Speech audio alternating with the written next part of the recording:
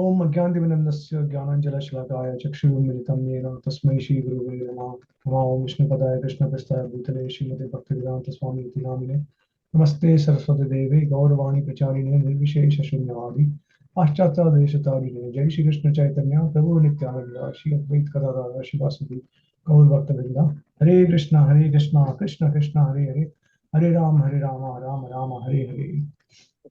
All right. So apologies for the late arrival.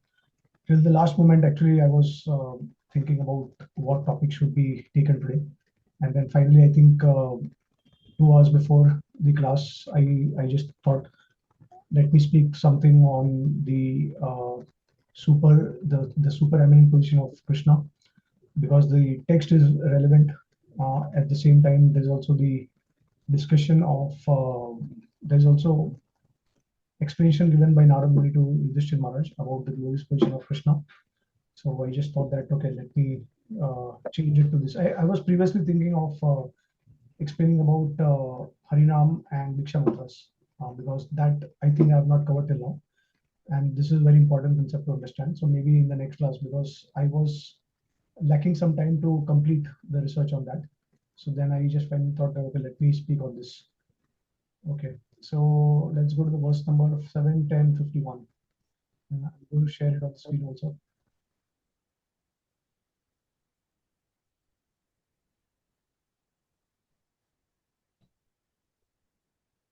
Okay. All right. So reading from the Srimad Bhagavatam, 7th canto, 10th chapter, 51 verse. Sa esha bhagavan rajan vyatanod vyatam yasha pura rudrasya devasya mayenananta mayina. Synonyms. Sa esha bhagavan, the same custody of Godhead, Krishna, who is Parabrahm. Rajan, my dear king. Vyatanot, expanded. Vyatam, lost. Yasha, reputation. Pura, formerly in history. Rudasya of Lord Shiva, the most powerful among the demigods. Devasya, the demigod. Mayana, by a demon named Maya. Ananta, unlimited. Mayana, possessing technical knowledge. Translation. My dear King Yudhishthir, long, long ago in history, a demon known as Maya Darav, who was very expert in technical knowledge, reduced the reputation of Lord Shiva. In that situation, Krishna, the supreme personality of Godhead, saved Lord Shiva, purposed by his divine grace, A.C. Bhaktivedanta Swami Srila Prabhupada. Lord Shiva is known as Mahadev, the most exalted demigod. Thus, Vishwanath Chakravarti Thakur says that although Brahma did not know the glories of supreme personality of Godhead, Lord Shiva could have known them. This historical incident proves that Lord Shiva derives power from Lord Krishna, the Param Brahman. Okay, so here the glorious position of Krishna is established compared to Brahma and Shiva. And Srila Prabhupada is quoting Srila Vishwanath Thakur, and he says that Brahma could not understand the glories of Krishna, but at least Shiva can understand. Now, why does he say like that? Is because in the further verses, we'll see how there is a pastime of Krishna empowering Lord Shiva, and because of that, he is able to defeat the Maya Danav and his associates, right? So this pastime, anyways, I think with the subsequent verses in the subsequent classes, we'll be able to go through. So we'll not dwell on that currently. But my main purpose of today's topic is to establish the fact that how Krishna is supreme. He reigns above everyone, including Vishnu also. And this is not a sentiment. This is actually recorded in the scripture. It's a historical fact, right? So let me start with the explanation which is given by Srila Arup Goswami is Lagu Bhagavatamrit. I am not showing the references for that directly because it will take longer time. I would like to share something from the Bhakti Rasamrit Sindhu, which is a commentary by Srila Jiva Goswami, and it's an excellent commentary. I think everything will be clear why it is said that Krishna is Supreme Personality of Godhead. Okay, there's a lot of evidence also that he provides in his commentary. So I will like to dwell on that, but just to give a synopsis of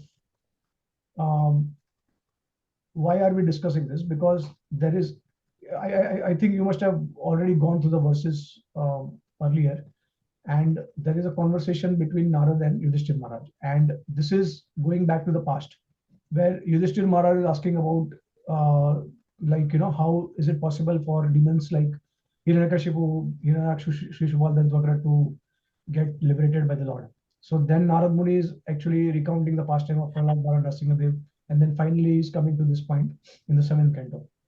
So in the previous verses, you must have seen how Narad Muni is explaining Yudhishthir Maharaj that when Jay and Vijay had fallen down, they had become Hiranyaksha and Hiranyakashipu, and then later on they became Ravan and Kumbhakarna, and then finally in the 3rd incarnation they came as Shishupal and Dandavakra.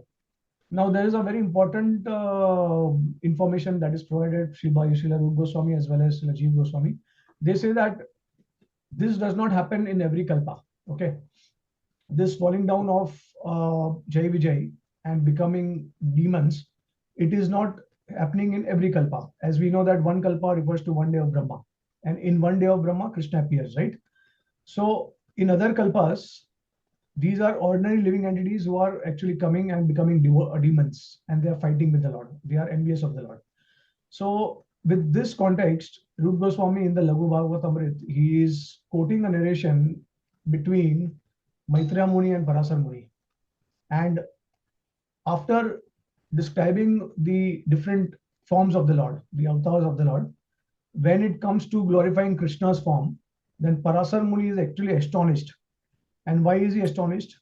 Because, first of all, Maitreya Muni is asking the question to Parasar Muni that how is it that only in the form of Krishna the demons were actually liberated? So they were not liberated when Nrsimhadev killed Hiranyaksha, Hiranyakashipu, and they were not liberated when Lord Ram killed Shishupal, Ravan and Kumbhakarna. But in the form of Krishna, he liberates Shishupal and Dandavakra. So how is that?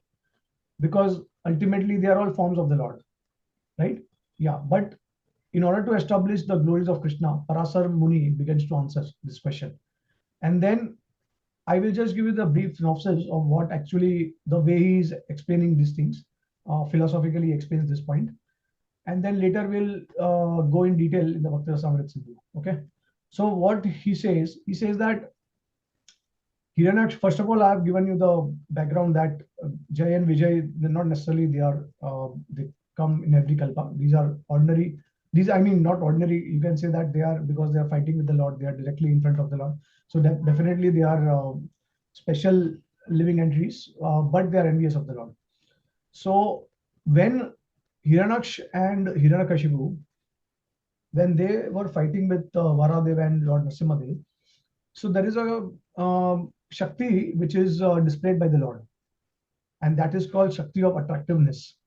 So now what is this Shakti of attractiveness? This Shakti of attractiveness attracts the person whenever the person sees the Lord or when he chants the name of the Lord. That Shakti will attract the person in such a way that his heart is, in his heart, he believes that he is the Lord. He will not think that he is an special living entity or some kind of living entity. He will actually believe that he is the Supreme Lord. Okay. So this Shakti of attractiveness was not manifested during the time of killing of Hiranyakashipu when Lord Nrsimhadev appeared. Because Hiranyakashipu thought Nrsimhadev as someone who is a special living entity, who has got some special opulence and some special kind of power, because he saw that Nrsimhadev is very powerful, he's not able to defeat him. So he was in the concept that he's some kind of very powerful living entity. Okay. And that's why he could not see him as the Supreme Lord. And because he could not see him as a Supreme Lord, he was not absorbed in his personality. Now, one concept which is very important for the demons to attain liberation is that they have to be absorbed in the form or the name of the Lord. And that has to be continuous absorption. Okay. They may do it with hatred or envy, but it has to be, the absorption has to be there, right? So this is what is explained by the Acharyas, that they could not, and they have to see the Lord as the Lord. They cannot see him as any other living entity. So this Shakti of attractiveness did not manifest when Nrsimhadev actually killed Hiranyakashipu. and that's why he could not see Narsimhadev in his original form as the Supreme Lord. And Rup Goswami, Baldev Vidyabhushan, in his commentaries, he makes this point, and he quotes the Vedanta Sutra, wherein it is mentioned that if a person is killed by the Lord, and even if he doesn't know that he's a Supreme Lord, still the person will get wealth which is greater than the wealth opulence of Swarga. So that's why when Hiranyakashipu was killed by Narsimhadev, he came in the next life as Ravan, and he got more opulence than that of Swarga. But he was not liberated. He did not attain moksha, right? Because he had to reappear. So this is how he explains. Now, when they came as Ravan and Kumbhakarna, so that time Ravan had got attracted to the form of Sita. And Baldev Vidyabhushan mentions this point that actually he was attracted to the form of a very beautiful girl. So he was not seeing her as the manifestation of the goddess of fortune, because he cannot see. See, demons cannot see the Lord. They require, any person who wants to see the Lord, they have to see with the eyes of devotion. Premanjana Churita Bhakti Vilochanena. So with the eyes of prema, only we can see the Lord. So because Ravan could not perceive Sita Maya as some, as goddess of fortune, and he saw her as a manifestation of some kind of ordinary beautiful girl. And because he could not also see Lord Ram as a Supreme Lord, he thought that Lord Ramchandra in the previous life he performed some kind of very pious activities, and that's why he's taken birth in a royal family and he's one of the kings. Okay, so again he could not see Lord Ram in the form of Lord Ram as he is. So he saw him as some special living entity, and the Shakti of attractiveness also could not manifest because of that, because he could not perceive him as Lord Ram. Right? In fact, in Ramayana, it is mentioned that the Mandodari, the wife of Ravana, she even gave knowledge to to Ravana, that the person that you are fighting with, he is the Supreme Lord. But even after saying that, he could not perceive Lord Ram as a Supreme Lord. So there is something called Gyan and Vigyan. So you may have the knowledge, but if you do not have the realization, then it's not necessary that the Gyan is actually converted into realization, right? So same thing happened. It was a sort of abhas. Whatever Mandodari told Ravana, it was not manifested as the real truth for him. So it was covered, and that's why he could not see Lord Ram as Lord Ram.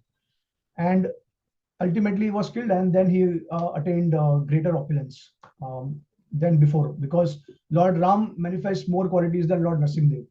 So he attained more wealth than what Hiranyakashipu attained in the previous life. Now, finally, they came as Shishupal and Dantavakra. So what happened is, Shishupal started chanting the names of Krishna. And of course, he's not chanting in the spirit of devotion. He's chanting as a means of envy and hatred towards the Lord. And of course, as I said earlier, that they were not absorbed in the Lord because they could not see Lord as he is. And that's why when both of them came in the form of Shishupal and Dantavakra, they become very absorbed in the Lord, because they could see Krishna as the Supreme Lord. And that was possible because of their intense absorption in the Lord. And that was possible because of the manifestation of the Shakti of attractiveness of Krishna. So Krishna's form is the only form that actually manifests the Shakti of attractiveness for the demons. And because of that, when they chant his name, or when they see his form, they have the realization that probably he's the Supreme Lord. He's the Supreme Lord, And that's why by constantly chanting the names of Krishna and his activities, of course, these are all in the spirit of enviousness. It was not in the spirit of devotion and hatred. They were able to focus on the form of Krishna. They were able to absorb themselves, and then because of that absorption, finally they attained moksha. Okay, so basically moksha, it can mean sayujya liberation, or it can mean sarupya also, or it can mean samipya also, or it can mean salokya also, or sashti also. There are 4 types of liberation, and then we have the sayujya liberation. Total, there are 5 liberations.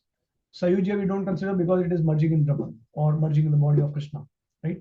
But there are the 4 types of liberation that are generally suggested for the devotees. Okay, of course. Now, so our acharyas they state that it is only in form of Krishna that the Shakti of attractiveness is manifested, and because of that, not only Krishna can give the benediction of merging in the Brahman or attaining moksha, but Krishna can also bestow prema to the demons. So this has never happened with any of the other incarnations of the Lord, right? So of course we have not heard this. Like and another point, Rupa Goswami states that Parasar Muni also talks about the incarnation of Kalnevi in the form of Kamsa, right? So Kamsa also attained moksha when he was killed by Krishna. In the previous life, when he was killed by Ajita, Lord Ajit, who's the form of Vishnu, he did not attain liberation, but only in the form of Krishna when he killed Kams, that time actually he attained moksha. So Parasar Muni is sharing all these things, and then he is astonished with the superior position of Krishna's qualities, and then he says that this is Krishna who is Swayam Bhagwan. So he is not saying this word for any other avatar of the Lord, but he is only uh, referring it to Krishna as Swayam Bhagwan. So this is also an indirect indication, although Vishnu Puran, of course, the glories of Vishnu is mentioned, Vishnu being the supreme is mentioned, but indirectly there are also some hints, indications in the Vishnu Puran that say that how actually Krishna is superior to all the other forms. In fact, Rupa Goswami also states in another context, while describing the Vaikuntha planets, how the Avaran Devtas who are surrounding the main Vaikuntha planets. So amongst them, there are like talks about the Dashavatar, and then he says that basically Krishna's planet is at the topmost. So there also Rupa Goswami says that this is an indication that how Krishna is actually at the top of everyone else. So this is from Rupa Goswami's Laghu Bhagavatamrit. Now we will discuss in detail the glories of Krishna's position from the Bhakti Rasamrit Sindhu.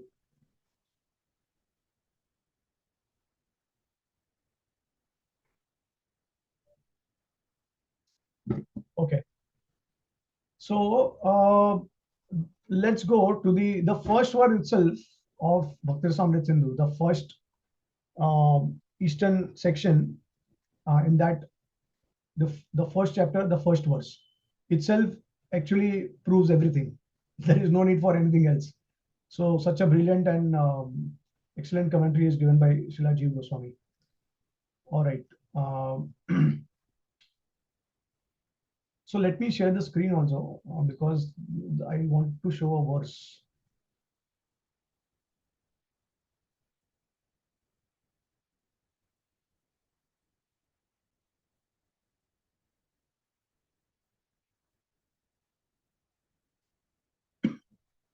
Okay. So first wave, Samanya Bhakti, Eastern wave, 1.1.1. अखिल रसामृत मूर्ति प्रसमर रुचि रुद्ध तारका पाली कलित श्याम ललित राध प्रेयन विदुर जयति.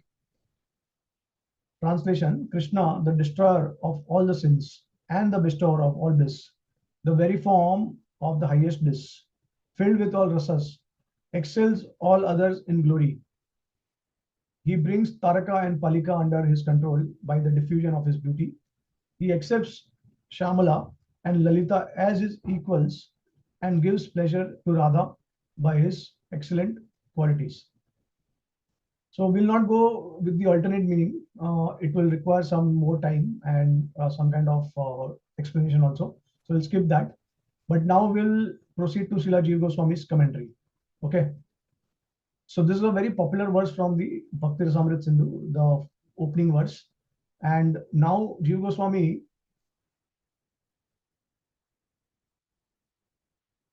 okay, so he starts by defining the word Vidu. Now, what is the meaning of the word Vidu? Vidu generally means someone who is ruling or controlling. Okay. And then Srila Jiva Goswami says that this Vidu actually refers to Sri Krishna. Although in the Amar Kosh dictionary, the word Vidu is defined for Lord Vishnu, saying that he is someone who has the Srivatsa mark, okay, the Srivatsa symbol. So Amar Kosh, it is mentioned Vishwambara Kaitaba Jidda Vidu Srivatsa Lanchana. Now, although this word is described for Lord Vishnu, the question is that how does it refer to Lord Krishna? So Jiva Goswami, what he does, he tries to explain with the help of a grammatical meaning. Instead of using dictionary, he then actually establishes what actually really Vidu means. Now, as I explained to you, that Vidu means controlling or ruling. So who is that ultimate controller and ruler? Is that Vishnu or is that Krishna? So this is what he does now. So basically, he refers to Vidu, he refers to as Krishna. And then he says that Krishna excels in all excellent qualities. Vidur Jayati. Okay. So he says that this is specially for Krishna, this word Vidu. And the reason is that Vidu stands for Vidunoti, which means he defeats. So it indicates the person who transcends all the suffering or the person who surpasses all other things. Vidu also stands for Vidadati, which means he produces.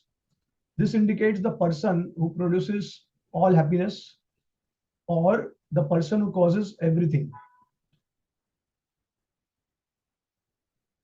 So now moving forward, having established the definition of Vidu and how it refers to Krishna, now he goes on to he will try to prove it. How Krishna manifests all these qualities that is defined for the word Vidu. So one must conclude that Vidu means Krishna. He alone is famous for his ability to liberate even the demons and thus destroy even their suffering. Now see, so he destroys all suffering. So what does it mean? Now that's the reason I also started with the example of the Laghu Bhagavatamrit, wherein it is systematically explained why Hiranyakashipu, Hiranyaksh, Ravan, Kumbhakarna, and Shishupal and Dantavakra, they did not attain moksha, right? And this means, so then Vishnu is awarding them with some kind of opulence, but he's not making them free completely from suffering. Correct? There is some suffering also. As long as we are in the material world, we suffer and we experience some kind of distress. But when Krishna is killing the demons, he is awarding them liberation. Now, what does liberation means? Liberation means complete end of suffering. So only in the form of Krishna can someone, be bestowed complete freedom from all suffering. So this is the first meaning, and this is the example that we have already discussed. Later on, we'll also see evidences from the Srimad Bhagavatam, because, of course, whenever our acharyas they state something, they also provide some kind of praman. This is very important because one may claim that, well, Jiva Goswami is in Vaishnava Sampradaya, so it's his just kind of mental concoction or some kind of his sentiment for the Lord. No, but whatever they establish, they have to establish using scripture. So Shastra Praman is actually the topmost Praman. All right, so this we have already seen. He alone is famous for his ability to surpass all others by his powers. Okay, that all these things we'll see now. He alone is famous for bestowing happiness, up to the greatest happiness found in his most astounding prem. He alone is famous as Swayam Bhagwan, the original cause of everything. Therefore, his names are particularly mentioned in the Amar Kosh with great prominence. Okay. Amar Kosh, when mentioning the names of the Lord, basically it gives a list of names of Lord Vishnu. And we'll be surprised to see that all these names, mostly they refer to Krishna's names. And then further, Amar Kosh also talks about the name of Vasudev as being the father of Krishna. So that is another indication that all these names actually refer to Krishna, because Vasudev is the father of Krishna. And in order to enhance that, further it is stated the names of Lord Balram are given. So all these indicate clearly that whichever names are there in Amar Kosh, they are actually, although they also um, are the names of Vishnu, but they actually refer to Krishna's name because there is a context connected. After Krishna, Vasudeva as his father, and then Balram as his brother. Okay.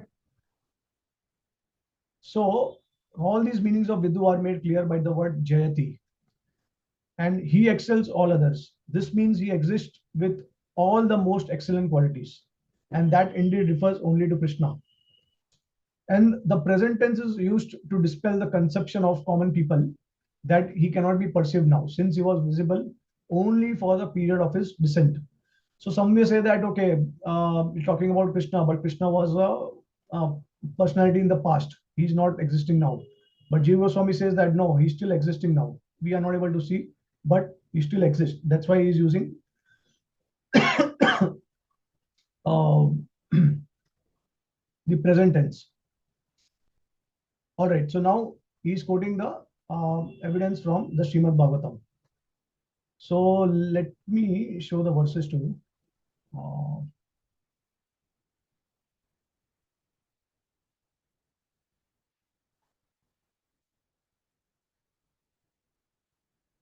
Okay, so this is uh, from first canto 9 chapter, verse number 39. Destroying all suffering. So what is the praman that Jiva Goswami is providing? So this is the verse. So we'll not go through the Sanskrit slokas. We'll directly go to the English translation. At the moment of death, let my ultimate attraction to be to Sri Krishna, the personality of Godhead.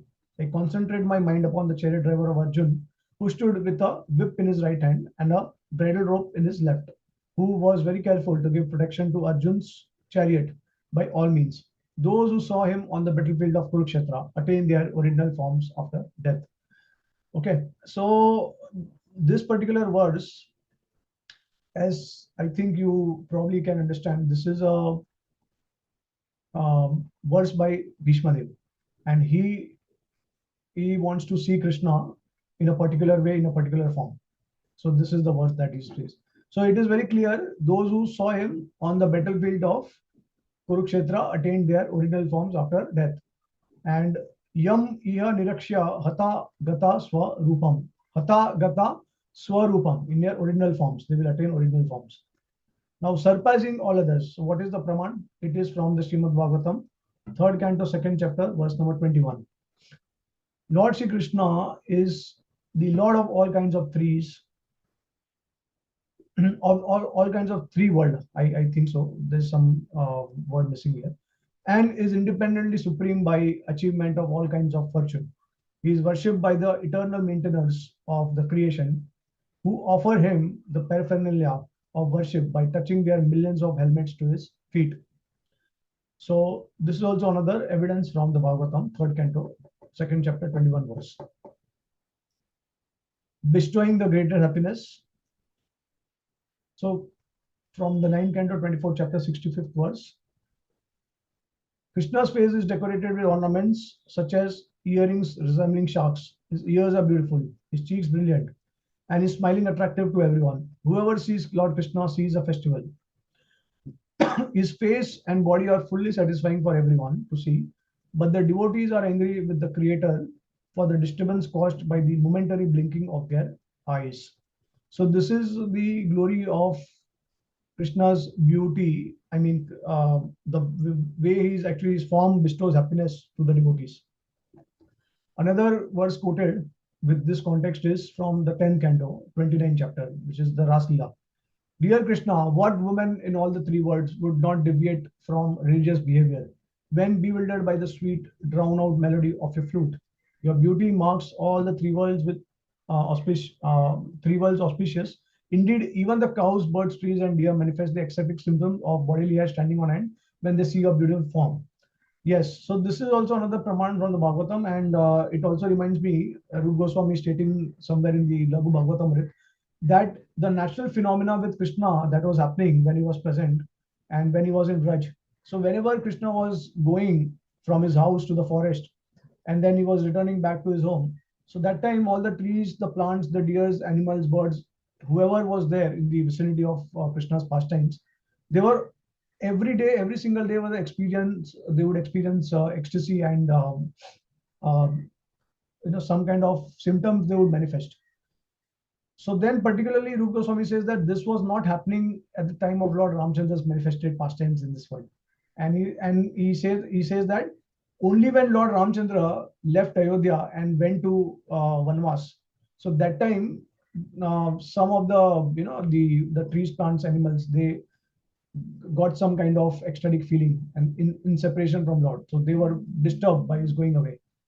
So this is how the comparison is made, that Krishna's beauty is such great, so great, to a great extent, that he can attract everyone with his beauty, and he bestows unlimited bliss on them. Another verse again from the Srimad Bhagavatam. Uh, this is also a very popular verse. The Lord appeared in the mortal world by his internal potency, Yogamaya. He came in his eternal form, which is just suitable for his pastimes. These pastimes were wonderful for everyone, even for those proud of their own opulence, including the Lord himself in his form as Lord of Vaikuntha. Thus, his Krishna transcendental body is ornament of all ornaments. So see, his form is definitely eternal, and his pastimes are wonderful, um, even who are proud of their own opulence, and it attracts even Lord Vishnu. Of course, we also have heard about the pastime where the goddess of fortune, Lakshmi Devi, she is also hankering to attain the association of Krishna, and she wants to become Gopi, right? With this regard, she is also doing a lot of austerities, performing tapasya and all that.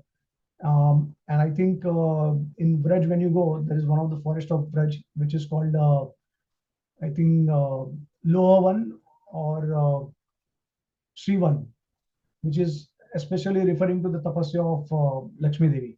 But she also could not enter into the pastimes of Krishna. Now, she left the association of Narayana and she wanted to associate with Krishna. So, this clearly indicates Krishna's beauty attracts even Lakshmi Devi, who is the most chaste in the entire creation, right? So, we can imagine that. All right. So, now acting as the source of all the others, which means he's the cause of everyone and he's superseding everyone. So what is the Praman? Of course, this very popular verse from the Srimad Bhagavatam, Ete Chams Kalapums Krishnastu Bhagwan Swayam.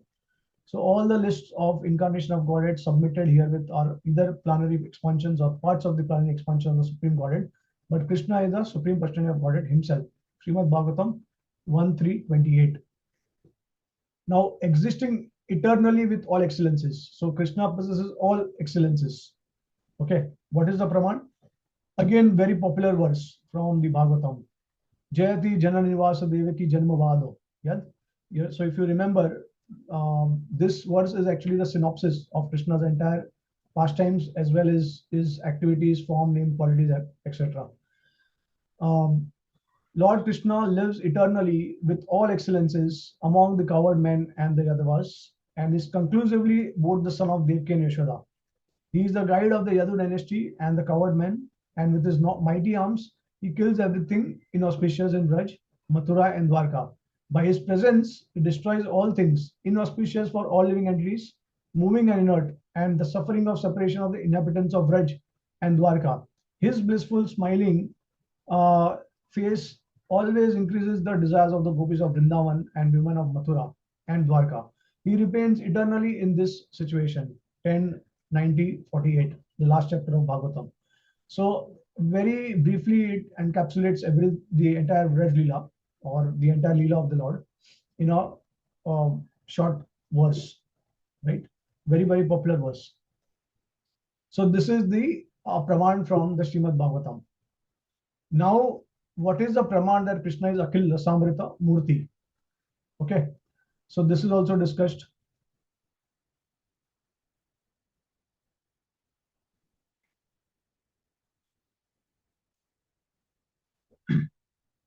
So the cause of all these outstanding qualities, destroying all suffering, surpassing all, bestowing the greatest bliss, and being the source of everything, is then described. His unique feature, which is the cause of all the qualities, is his form of supreme bliss. Amrita Murti, Akhila Rasamrita Murti. since it contains all 12 rasas, Akhila Ras, starting with Shantiras. What is the Praman from the Bhagavatam? Let's see. So how does Krishna possess all these 12 rasas? Okay.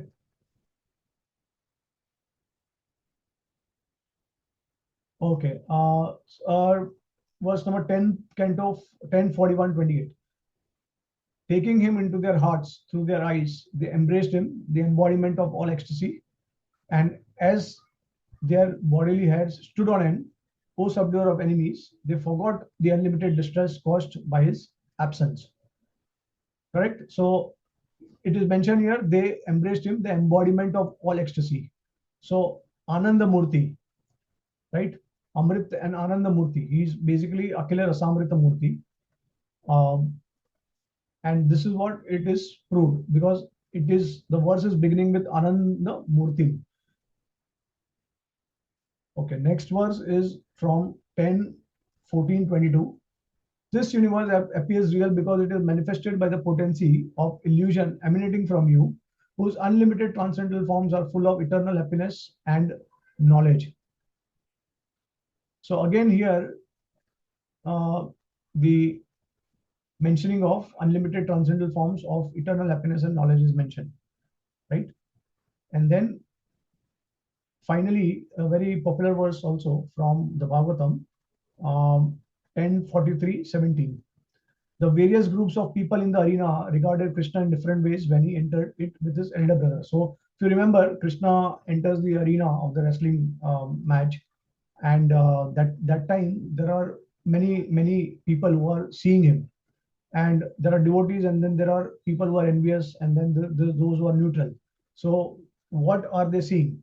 So, this Bhagavatam verse encapsulates that. The verse, the various groups of people in the arena regarded Krishna in different ways when he entered it. With his elder brother, the wrestlers saw Krishna as lightning bolt, Veeraras, the men of Mathura as the best of males, Vismayaras, the women as Cupid in person, Madhuraras, the coward boys as their relatives, Sakyaras, Hasyaras, the empire's rulers as chastiser, Rodras, his parents as their child, Vatsala, Karunaras, the king of the Bhoj as death, Bhayanakras, the intelligent as the Supreme Lord's universal form, Vibhastaras, the yogis as absolute truth, Shantaras, and the Vrishnis as their supreme worshipable deity in Dasyaras. So Srimad Bhagavatam 10:43-17. So see, this is the Praman that Krishna is Akhila Rasamrita Murti, that he is full of rasas. And the 12 rasas are also described here. 5 rasas we know, Shanta, Dasya, Sakya, Vatsalya, Madhurya. And then there are 7 secondary rasas, which is basically Veeras, Vishmay then Hasyaras, Raudraras, Karunaras, Bhayanak, Vibhasta. Right? So these are 12 rasas, 7 are secondary. And one thing is very important that Veeras, Bhayanakras, Raudraras, Vibhastaras are only abhas and they appear in only inimical demons. They do not appear in the devotees. Okay. So this is again a side footnote by our acharyas. They mention this. And then what is the Praman from the Upanishad? So if someone does not have that much faith in the Bhagavatam, then is also quoting from the Upanishad. Tasmat Krishna eva paro devas tam dhyayet tam raset tam bhajet tam yajet. Therefore, Krishna is the Lord beyond the material modes. One should meditate upon him, relish him, serve him, and worship him. Gopal Tapani Upanishad 1.48. So this is also very important. The Gopal Tapani Upanishad clearly states about Krishna's ras. Of course, there is also another verse that says that um, uh, Raso Vaisa, that Krishna is full of ras. There's also another verse, popular verse. And then, so this is already established, Akhila Rasamrita Murti. Now we shall go to the next line of the sloka, which is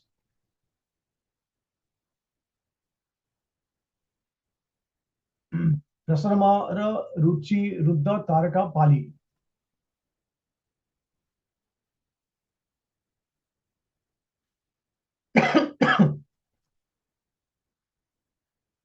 So, uh, so one can easily identify the superiority of Lord Krishna's appearance by so one way to identify the Lord's superior position is by seeing the followers that he has. So these followers also must be superior to any other followers, right? And these followers are endowed with the highest quality of rasas. So this reaches its highest degree with those persons endowed with the supreme conjugal ras. And thus, the Mangala verse depicts Krishna's relationship with the gopis. The Mangala verse means the opening verse. Okay, so now what is the Praman? Gopiyas, okay, let's skip that. So, what austerities the gopis must have performed? With their eyes, they always drink the nectar of Krishna's form, which is the essence of loveliness and is not to be equaled or surpassed. That loveliness is the only abode of beauty, fame, and opulence. It is self-perfect, ever fresh, and extremely rare. His transcendental body, the exclusive abode of beauty and opulence within the three worlds, shone brilliantly as the gopis worshipped him. In the midst of the dancing gopis, Lord Krishna appeared in most brilliant, like an exquisite sapphire in the midst of golden ornaments. All right, so these are all the pramans how um, Krishna's followers are also superior and of greater qualities than any other devotees of the Lord. So this is very important, and these are the different pramans from our Shastra. Srila Rup Goswami also mentions about, so like he also talks about the 64 qualities of Krishna, and how Krishna has got unlimited qualities, but four qualities stands unique compared to Vishnu and other forms of the Lord. And you'll see that the four qualities are basically the Roop Madhurya, the Venu Madhurya. It's all related to rasa. So the Roop Madhurya, the Venu Madhurya, and the Roop Venu, then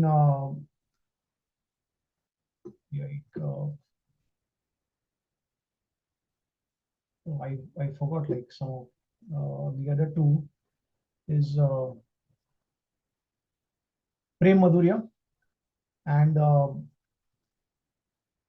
Roop Madhurya, Venu Madhurya, Prem Madhurya. Uh, anyone remembers the fourth quality? I forgot.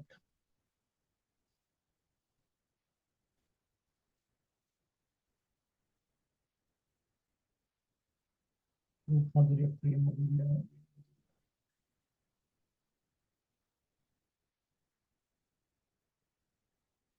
Leela Madhurya. Yeah. All right. So these are the four unique qualities of Krishna's pastimes. I mean, the perfect perspective of rasa. So Roop Madhurya. What is Roop Madhurya? Krishna's beauty, as we have already discussed. That beauty is bestowing the highest bliss, of course. At the same time, it is even attractive to Lord Vishnu. And there is nothing greater beyond Lord Vishnu's beauty, right? So we have the beauty of Lord Shiva also. But then, of course, we know that Vishnu is manifesting more qualities than Lord Shiva. Krishna manifests four more qualities. And even Lakshmi is attracted to Krishna. So Krishna's beauty surpasses everyone. Krishna's beauty is there. His Venu Madhurya, only Krishna plays the flute in the forest of Braj. Okay, Vishnu does not play the flute.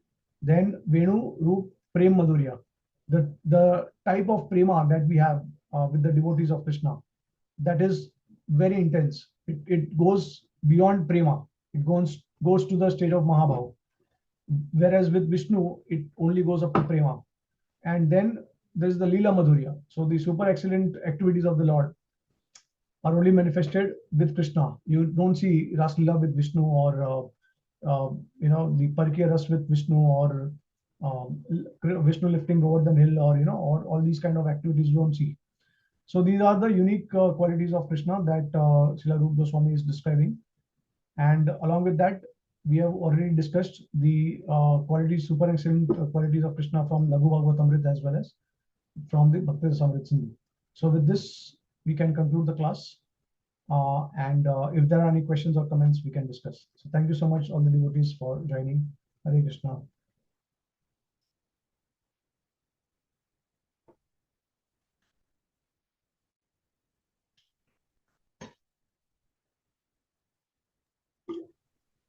Hare Krishna, Prabhuji. Hare Thank Krishna. you so much for this nectar class.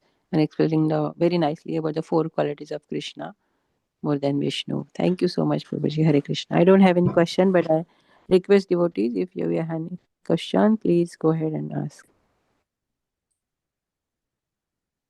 Hare Krishna, Prabhuji, please accept my humble obeisances. All glories to Srila Prabhupada and Guru Maharaj. Prabhuji, it was very wonderful to hear you again. So, you explained about the liberation. So I have just have a small doubt, or maybe it's a common question. It may come to anyone's mind. Uh, uh, For example, Duryodhana, even when he fought on the battlefield of Kurukshetra, he also got the liberation. So that is one of the greatest or major examples in the Mahabharata. So uh, if devotees, we know the concepts, but if you like discuss this thing with any non-devotee, then there's a common question like, then how, by doing these bad things, uh, even one can get liberated, but at the same time, then why Krishna is so merciful on such kind of souls? Okay, okay, okay. So this, how did he get liberation? That is already, I've already given the praman from the Bhagavatam. If you remember the praise of Bhishma Pitama, and where he's mentioning, like, because it is mentioned Vidunoti, that Krishna is basically the original Vidu, and Vidu is defined in four ways. That first of all, he destroys all suffering, and that suffering is all completely destroyed only when someone attains moksha, right? So then Bhishma Pitama says that whoever was in the battlefield of Kurukshetra, they attain their original forms because Krishna glanced at them, right? So this is the reason Duryodhana also attained moksha. In fact, I have also read Srila Prabhupada's purport, and I think he quotes or Acharyas probably, that not just Krishna, but whoever is with Krishna, Krishna's associate, like Arjun or Balram, even if they kill demons, they also attain moksha. Because Krishna and Krishna's associate, they're not different from each other. They have the same potency, as much the Lord has, by the Lord's mercy, of course. So this is how Duryodhana also attained liberation. Now coming to the question about why should they attain liberation, because they are all demons. Why not to make them suffer, right? But see, one thing we have to know, uh, someone is a demon because of their previous karmas, or their sinful tendencies. Actually, the soul is eternal and it is free from all these contaminations. It is completely pure. The soul is a natural constitutional. In the natural constitutional position, the soul is basically eternally a servant of the Lord. It is dependent on the Lord. So that way, the soul is pure. But when it comes to the material world, it gets covered over by all these different modes of material nature, and that's how they become envious of the Lord, right? So this is actually Krishna killing the demons and they attaining moksha. It is glorifying Krishna's ability to the greatest extent, because if Lord cannot give liberation to demons, see, everything is possible for the Lord, right? This is one principle that we define Bhagwan as, that everything is possible and all contradictions they resolve in the Lord. So, and of course, at the same time, there is also the slok from the Bhagavad Gita that says that ye thamam prapadante tam sadaiva bhajamyam mam vartamanu vartante manushya partha sarvasa, that as one surrenders to me, I reward them accordingly. So is that justified that Duryodhan should attain the same destination as the gopis attain, as the followers of Mother Yashoda will attain, as the followers of any other rasa, the devotees they aspire, will he attain the same destination? Absolutely not. So that's how he balances both things. So he because of his extreme compassion, as the Supreme Lord, he must have infinite compassion.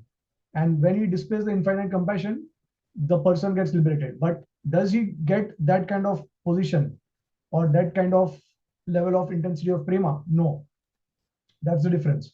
So there's always a discrimination. That's why in the Bhagavatam, Narad Muni, when he's saying, talking to Yudhishthira Maharaj, explaining that how it is important to be absorbed in Krishna, and he's actually glorifying the demons. That the demons were so absorbed in Krishna. What to speak of when devotees become like that? When devotees favorably worship Krishna, what result they will attain? You can just imagine that. So Narad Muni is saying like that. And the same time he's also glorifying the demons. So is he really glorifying the demons' attitude? No, he's not glorifying their attitude, but he's glorifying their absorption in the Lord. So from, because we can learn from anyone, we can learn how to love Krishna. They may be demons or anyone. We can always learn good things, right? So one can learn from the demons. Example, that Shishupal and Dantavakra, they were absorbed in the Lord. And if that kind of absorption we also have, then we can just imagine what destination we can attain, what level of prema we can attain, right? So this is one thing that, of course, and at the same time, you see, Krishna is very smart, because in his form he gives because he wants to prove that he is unlimitedly compassionate, and in his other forms he's not giving liberation.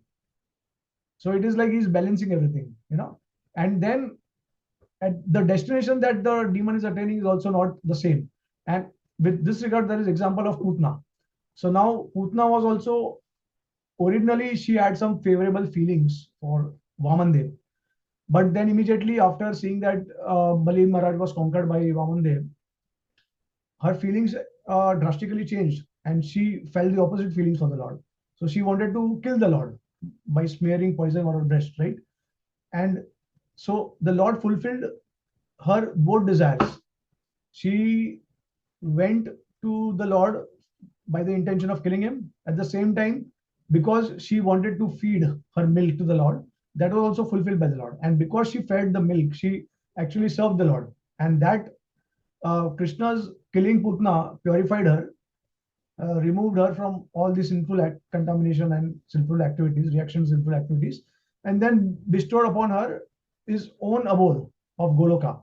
So Putna became a nurse in the spiritual world. But now Rup Goswami, in the same Bhakti-Rasamrita Sindhu, he quotes the Brahmanda Puran, and he says that in the Brahmanda Puran it is mentioned that Putna actually, although she became a nurse, but did she attain Vatsala Bhav? No.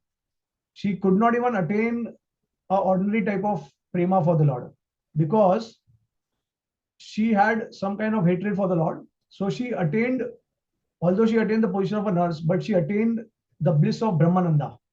And what is that? The bliss that you experience when you merge in Brahman. That's it. So her level of intensity of prema was not even anywhere closer to the affection and feelings the animals have for Krishna. Okay. So that way, see, Krishna is such a intelligent, supreme personality of Godhead. He knows how to reconcile everything. He knows how to reward, and you cannot say that okay, something is not justified by the Lord.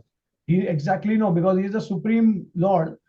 And see, anyone in the material world, a judge also, he will try to make sure that everyone is given a fair trial. So then what to speak of Krishna? I mean, he knows the past, present, future of every living entity. So he can definitely award the best result to anyone, right? Yes, sorry. Thank you. Yeah, what I understood, like one bottom line, based on the soul's karma. Sorry for that. Sorry. Yeah. Also, So yeah, based on the another thing we need to understand is that Krishna's killing or his blessing someone is the same thing, because in the absolute world, in the spiritual world, Krishna's bestowing benediction or cursing someone or killing someone, it is all the same. It gives the same result. Okay, because Krishna is always compassionate. He's always very merciful. That we have to understand. So how that mercy manifests, that's a different thing. And what is the result they get, that's also another thing, because he has to also maintain the fact that as one surrenders to him, he will get that particular type of reward. So that also has to be adjusted. But his killing and his blessings, they are on the absolute platform, it's the same. It is difficult for us to understand that, but it can be perceived. It can be perceived. Because see, he does not have hatred for anyone. You may hate Krishna for his qualities or whatever he does. You may hate him, but that hatredness comes from our association with the material modes of nature. If we are free from the modes of material nature, if we are on a transcendental platform, even if a person will hate us, we'll still pray for the person's benefit. So then what to speak of Krishna, who is the reservoir of all qualities? All qualities manifest from Krishna. So Krishna doesn't take it personally. I mean, that's why he also says that if one offends me, I can forgive. But if one offends my devotee, I cannot forgive that. So Krishna's nature is such that he is fully merciful, fully compassionate, unlimitedly merciful. And if he's not like that, then he cannot be God. That also we need to understand. At the same time, he has to also award justice. So otherwise, what will happen? Everyone will become a demon, and they will expect that Krishna will give them liberation, and they will not get the reaction for the sinful activities. So no. So you see that they were killed brutally by Krishna or Krishna's devotees. All these demons, they were killed, and they were killed brutally. It is not that Krishna just gave them liberation. No, they had to experience suffering in that killing process. So whether it is Kams, whether it is Shishwal, Dantwatra, they all were killed by the Lord, and they experienced that kind of suffering when they were killed. But so that's why it is said that when Krishna sucked Putna's breast, and so what he did actually, he was removing all the contamination from her heart, and he was purifying her. But in the process, Putna was feeling a lot of pain. She was shouting, screaming, and she was crying for help. Right? So they will get the reaction for their sinful activities, but they will be purified and they will be given the destination also. So Krishna is, like he is displaying all these qualities at once. Like, that he's unlimitedly compassionate. At the same time, he's also the giver of justice. At the same time, he also awards according to one's desire. All these things are all, taken care of simultaneously. Yes, thank you, Prabhuji. Nice explanation. Yeah, and the sound came. That's why I could not mention that in my last statement. Yeah, based on the soul's karma, the destination is different, even though the soul is liberated. So, in the liberation uh, end, the liberation will not be the same kind of destination. So, thank you so much. I mean, of course, like even in devotee circle also, you'll see devotees have different rasas with the Lord. They desire different rasas with the Lord. Not every devotee is going to be like a gopi or like a nurse or someone. Or everyone is not going to have dasyava or sakyava or whatsoever like that. Different devotees, they have different desires and taste and flavor. Thank you, Prabhu. Hare Krishna. Hare Krishna, Prabhuji, Dandavat Pranam. All grace to Sri Prabhupada. It was a nice class reflecting upon the fairy. I mean, of course, the Anadi Adi Govinda, that contention from different sastic angles, and also that he is Akhila Samrita Sindhu. And so that includes all the negative rasas also, and the demons exhibit them, and yet they get liberation. And because Krishna is merciful, and ye yatha mam prapadante. So and those references that you use in the scripture are so valuable for the preaching purpose. Yeah, I mean, nowadays with the preeminence of the temples and social media from the Hare Krishna movement in general, people have started to get around. Get around the problems of the Mayavad philosophy, and still gravitating towards Bhagavad Dharma. Yes, but anyway, sometimes those supporting verses help in our because some Jnani people are still stubborn. Yeah, though the general people, simple-hearted people may have transformed, the Gyani is generally transformed the last. So yes, very important to reflect. I was list small question I had, Prabhuji, is about Krishna. The other than Gopal Tapani Upanishad, or of course Bhagavad Gita, Gita Upanishad, and the Ishopanishad, indirectly referring that Mayana Patrena, that verse. Other than the that in the Upanishad, in the main Upanishad, the main, I think 18 Upanishad, right? So the where are there any references? Of course, the Upanishads are not supposed to bring somebody to the rasas or the absolute truth, but it's helping in the direction. So, is there any reference that could be used? You mean Upanishads referring to Krishna's? Yeah, Supreme Personality of Godhead stature. Yeah. I mean, in Rigved there is the reference of Goloka. There is reference of Krishna also. There are many other references, and maybe I can. What I will do is I will share that. I will email it to you all, or I will WhatsApp it to you. Okay, thank you. Yeah. Your class is so much valuable. You always refer to the script. All the glories of all ISKCON leaders who have taken like efforts to somehow give us the commentaries of the acharyas, and it's all the mercy of the acharyas ultimately. Yes, Yes, I agree, Partha Prabhu, because your class today will definitely boost us to keep track on our all karmas, Prabhuji. Yeah, because it's like every time a best practice to keep doing good karmas. Yeah. All goes to our Guru Parampara. Yes, Prabhuji. Hare Krishna. All glories to Shiva. Yeah. So anyways, I think this hopefully this evidence explanation by Srila Jeev Goswami and Srila Rup Goswami will help you to build your conviction how Krishna is the supreme.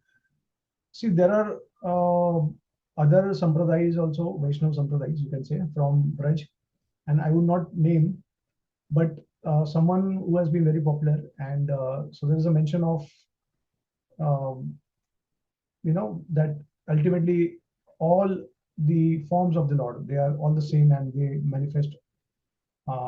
There's equanimity amongst all of them, but we don't believe in this principle because our Acharya Srila Rupa Goswami and ultimately Chaitanya Mahaprabhu has told us very distinctly and clearly how Krishna is actually the supreme personality of Godhead.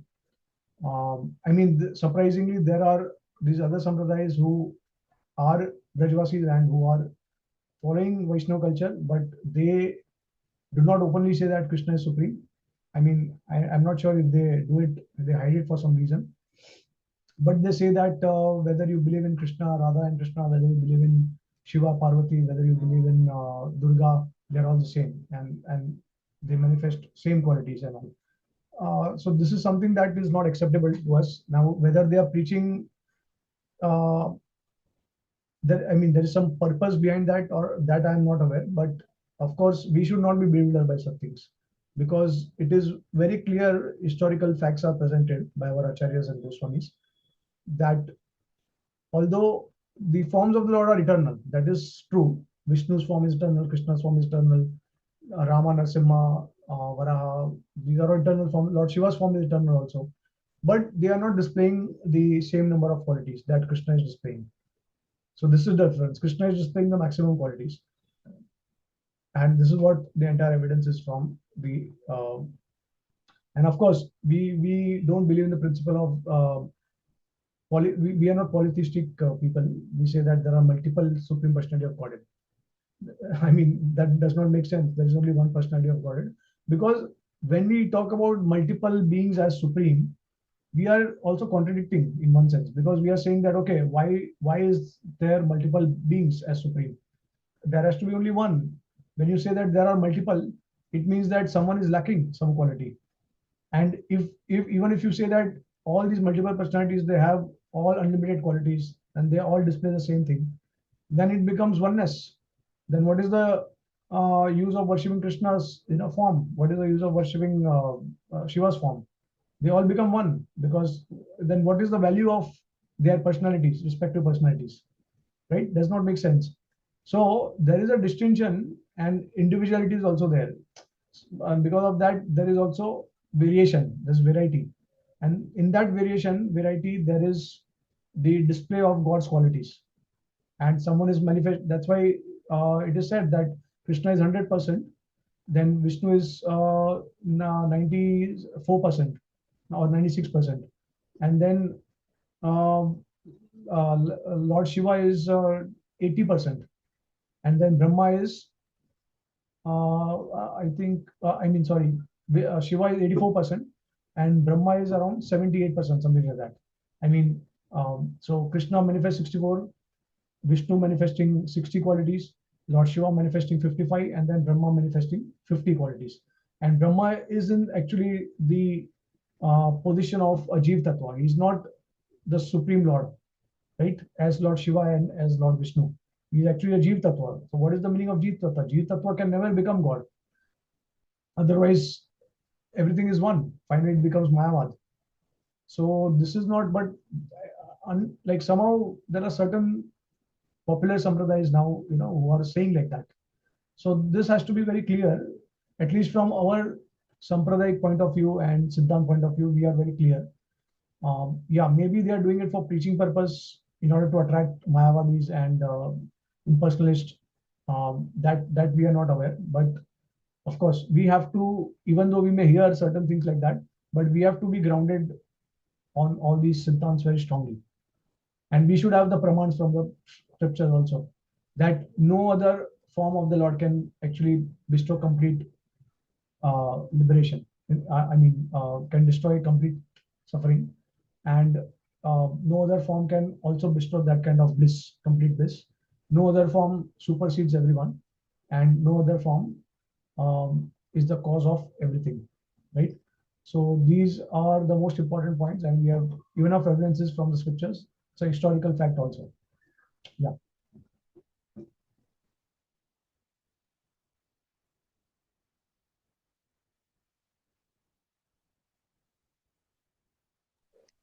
Thank you so much, Prabhuji. Hare Krishna. So anybody has any question or comment? Yeah, Hare Krishna, this is Vinod Maheshwari. Thank you very much for taking your time Thank you. and explaining us. I learned a lot of things, and I'm surprised. I'm very happy that you acquired so much knowledge, and you looks very young. So thank you for sharing all these things. And you gave a lot of books references. It means you very good homework, and I appreciate that. Yeah, thank you so much. It's all Thank you. piece of our Guru Parampara. Yeah, so I just wanted to add a comment to that.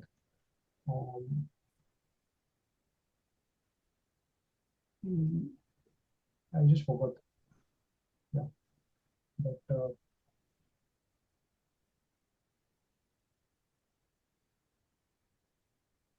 I got it. I remember. So what I'm trying to convey is that, uh, like we know that there is Mark Zuckerberg, there is Elon Musk, there is Mukesh Ambani, there is Adani, also Gautam Adani, and we do not say that they are all one in terms of their richness, in terms of their opulence, right? There is a discrimination, because whoever is the possessor of maximum wealth is number one in the world, and of course that figure will keep changing. But with God, it does not happen like that. It does not happen that sometimes Krishna will tell to Vishnu, okay, you become supreme today, and I will back out, and Vishnu will tell to Krishna or Shiva that you become supreme today. It's not like that. Or they will lose their opulence. It does not happen like that. In the material world, they will lose, because material world is temporary. Everything is temporary here. So this is what we have to understand when we are, as Vaishnavas, when we are putting forward this point. We are not trying to force others or convince others that, okay, this is supposed to believe in this. We are not fanatics also, but we are presenting the facts as it is. Like, of course, Sachin Tendulkar is Sachin Tendulkar. He cannot be replaced by any other ordinary batsman, right? So similarly, when we are talking about father and son relationship, we don't want to replace the father. with the son by saying that the son is equal to the father, and son can also manifest the same qualities as the father, right? So father, now who is that father? Of course, that is something that needs to be scrutinized and analyzed from the scriptures. We are not saying that, okay, Krishna is that father because we love Krishna, for us Krishna is everything. No, that is not based on sentiment. That is based on historical facts and scriptures. If someone can prove that there is a personality who is even greater than Krishna's, manifesting greater qualities than Krishna, we will follow that personality. We'll no longer follow Krishna. But it's till now we haven't got anyone like that, right? So this is how we are not into that kind of aggressive mode where we try to show to people that, okay, yeah, this Krishna people, they think themselves very great because they worship Krishna and they believe that Krishna is the supreme. No, it is all now. Before coming to ISKCON and Krishna consciousness, I used to believe that Krishna, Shiva, they all are one supreme God. Although my inclination was there for Lord Krishna, but with time I understood that, okay, yeah, this is the fact. I mean, this is clear. Parasar Muni is also quoting from Vishnu, like I mean, he's also stating the fact which he has experienced, and that is recorded in Vishnu Puran, right? So similarly, when you read the Bhagavatam, when you read different Puranas, when you read all this Shastra, then naturally you will come to this conclusion that why Krishna is the supreme personality of Godhead. And from a rasa point of view, there is no other God, no other form of the Lord that has displayed rasa to the maximum. I mean, let's say in terms of comparison with strength, opulence, everything, let's say that they may be equal. But then when it comes to rasa point of view, now which particular form of the Lord has manifested this kind of rasa? The 12 rasas. In fact, our acharyas say that the rasa with Lord Shiva is not even defined properly, because rasa starts with Shantaras. Shantaras, Dasyaras, Sakyaras, Vatsalya, and Madhurya. Now, with Lord Shiva, rasa is not even defined actually. The rasa is only defined with Vishnu and Krishna. So, and it is very interesting. You will see that the followers of Lord Shiva, they ultimately know what is their purpose.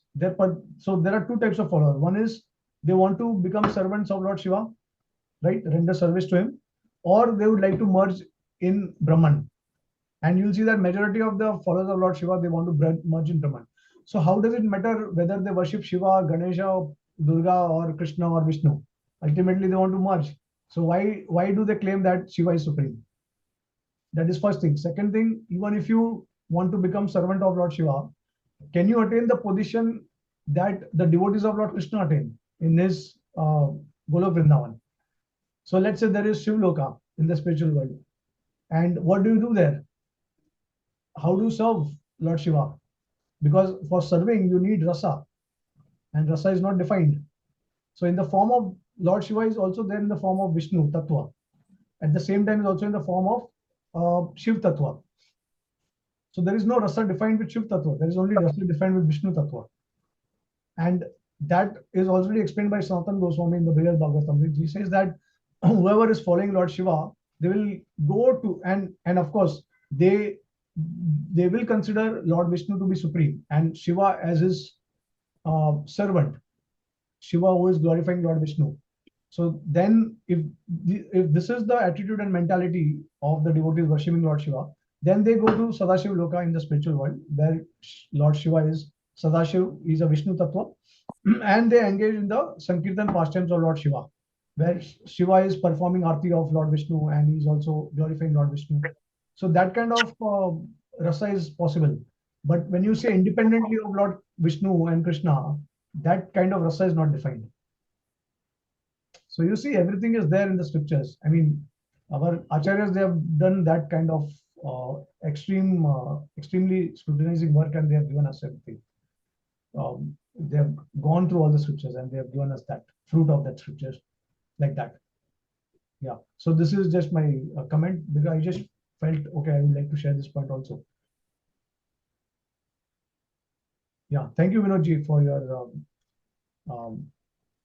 encouragement, and all the glories of our acharyas. Yeah, thank you again. You're from such a busy city and you're taking so much time and telling us we're here. Please continue this. I hope we can come back and give us more. Yes, thank you so much. enlightenment. I do get the opportunity of serving devotees once in a month regularly in this forum. Okay. So whenever possible, you may also join, and yeah, it will be nice. I'm new to this form and I'm enjoying every day. Oh, okay, that's nice. That's nice. Yeah. Thank you. Yes, Prabhuji, Vinod Prabhu has been joining since recently.